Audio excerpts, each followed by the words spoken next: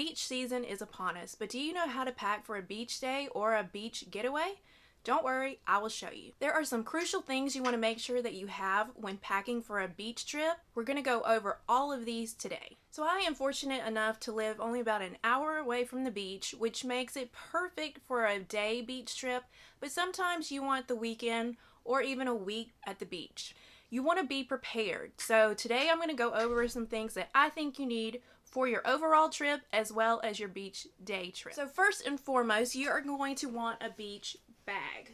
Yes, this may seem large to you, but I promise you, we are going to fill it up in no time, and you're probably going to actually need more than one. Of course, you're going to want a bathing suit, whatever type you may be comfortable with. Make sure it's one that fits well. You don't want anything slipping off while you're in the water. You're going to want a beach towel. Actually, you're probably going to want more than one. Of course, you're going to the beach. Sand is everywhere, so of course your beach towels are going to be full of sand. So again, you might want to pack maybe 2. If you have a lot of people going with you, maybe even 3. You're going to want some cheap flip-flops. For this, I don't recommend you taking expensive, valuable flip-flops. Just go to the dollar store or Walmart and pick you up a cheap pair of flip-flops.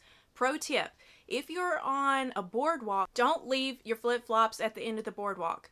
I guarantee you by the time you come back, you're going to be missing at least one of your shoes if you leave them there. Make sure you take sunscreen.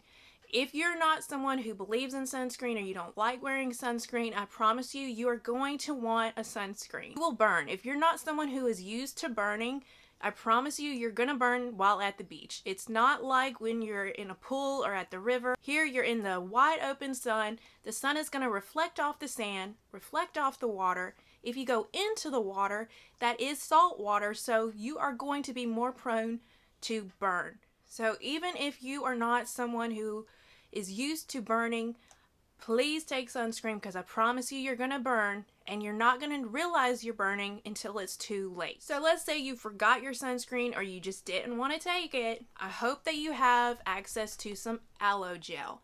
This is going to be your best friend after a full day on the beach. I do want to give you a word of caution for these kind of products. When you go into the store and you see the little middle aisle section for sunscreens, tanners, after sun gels, make sure you read the ingredients on those. Most of the brands that you are used to seeing sun products from, aloe's on the very bottom of their ingredient list, which means there's not very much aloe at all.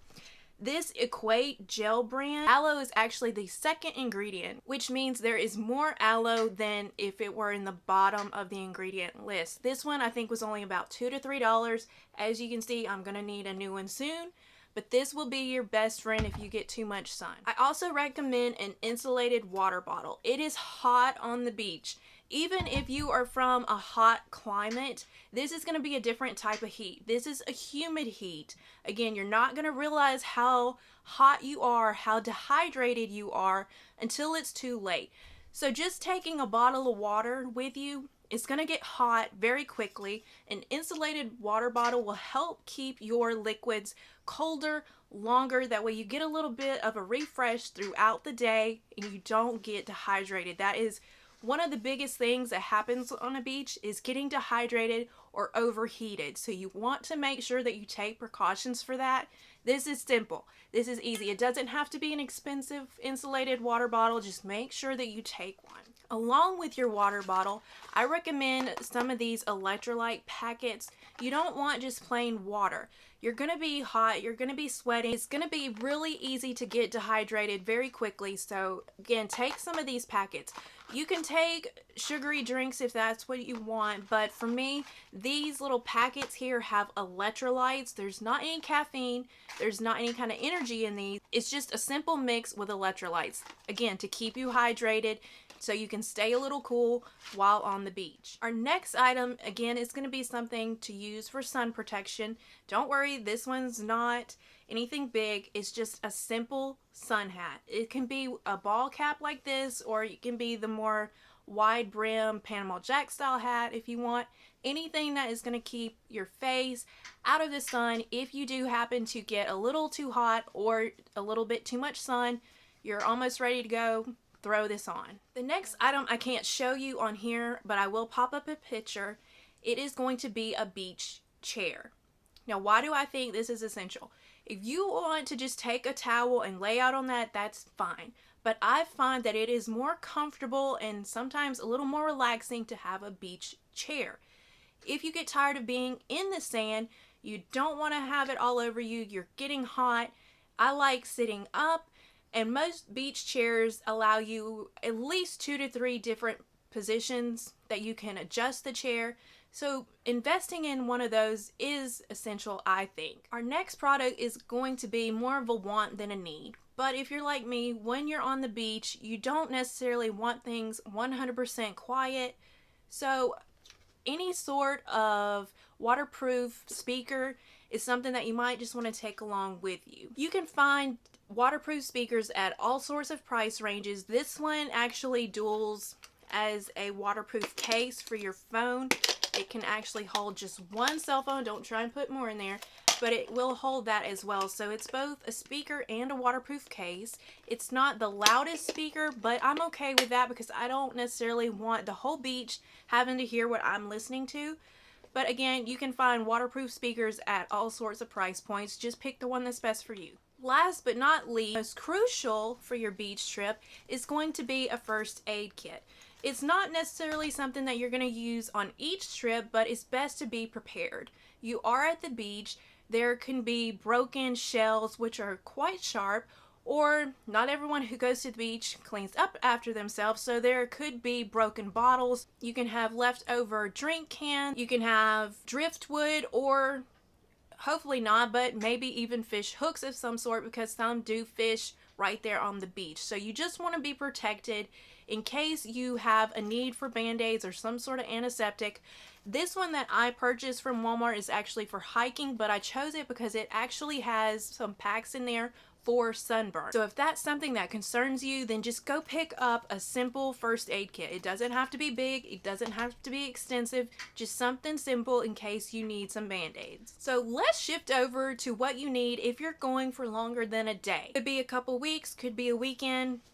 Either way, you're staying at the beach, you're going to need a few things. I also have a pro tip for you when it comes to purchasing things for the beach. So first up, you want some cool pajamas. After a long day on the beach, you have a little too much sun going on, you want fabrics that are going to be soft and not irritate or scratch your skin. Just like any other trip, you're going to want to make sure that you take some toiletries. Now here's where your pro tip comes in. When it comes to buying supplies for your beach trip, I recommend that you buy these from your local stores, wherever it is that you normally live.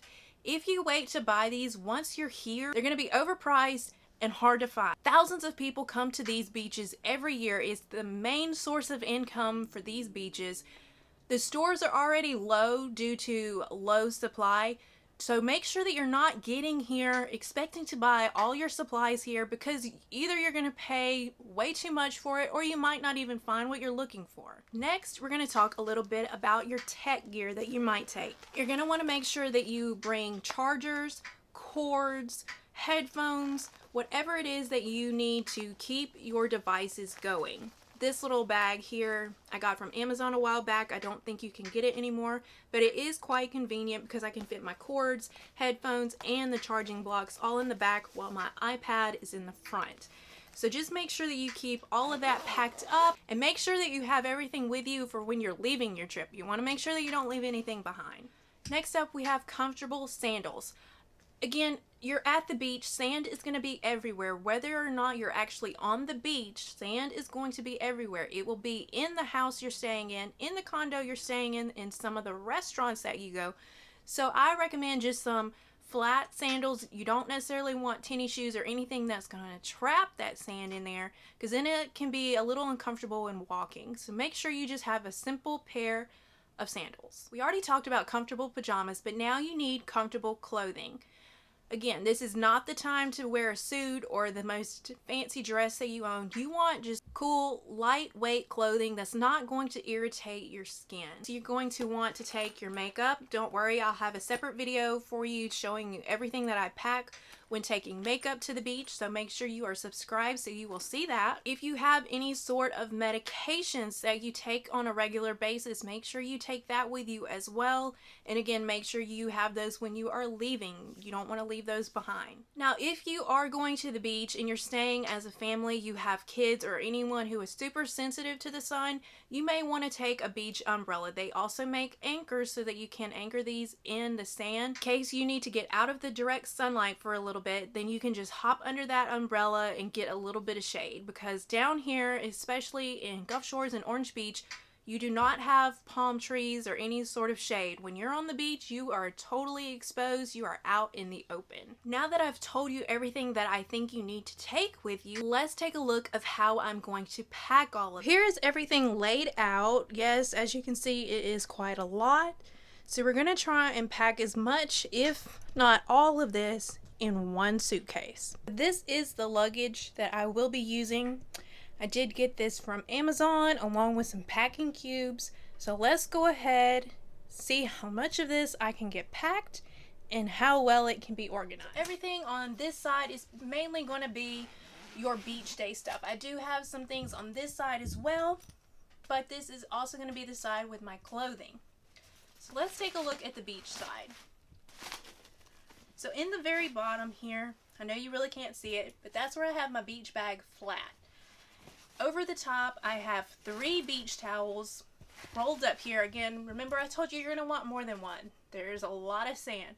So I have 3 beach towels. That might be a little excessive. You may only need 2, but definitely more than 1. My bathing suit here, my ball cap for my beach hat, my toiletries are here, and then this little bit of space here at the bottom is where I put my sandals. So I don't have a lot of shoes packed, which is a good thing because there's barely enough room for what I did pack. So let's flip it over to this other side. As you can see here, this side does not look as organized, but there's a lot going on here. We have my makeup case. We have a wet box, which I forgot to mention earlier. We have our waterproof speaker, an iPad with all the accessories in the back, a portable charger if you need that, along with our insulated water bottle. This one doesn't necessarily need to go in the luggage. That may give you a little bit more free space, but if you're not planning on taking a separate bag, I just threw it in here. And this small little bag on the side is where I put that first aid kit, the electrolyte drink mix, and the sunscreen. I have an eyeglass case here, and then my clothes. When it came to the clothes, I have the bare minimum here. I'm not staying a full week, it's just a weekend trip, so I don't need very many pieces of clothing. But if you are going for a longer stay, you may or may not need a larger size bag, or you might want to scale down on some of your other beach gear. Now with this luggage set that I purchased from Amazon, I'll show you here on the screen, you do have 3 different sizes. This is the medium size, so there is a larger size which is quite large, but for just the weekend trip I didn't want to take that large of a bag. So for me, everything is in here, it fits. While it does seem like it might be a little cluttered, it is quite organized. I know where everything is going to be, and it's going to make this trip a smoother trip. Everything has its place, and hopefully I'll be able to recognize if I'm missing anything on the way back. That way I don't end up leaving anything at the beach. Now that you know what I packed for the beach, check out this video to see what I packed for the river. If you're not interested or you're kind of done with packing videos, don't worry, I have another video here for you that you can check out as well.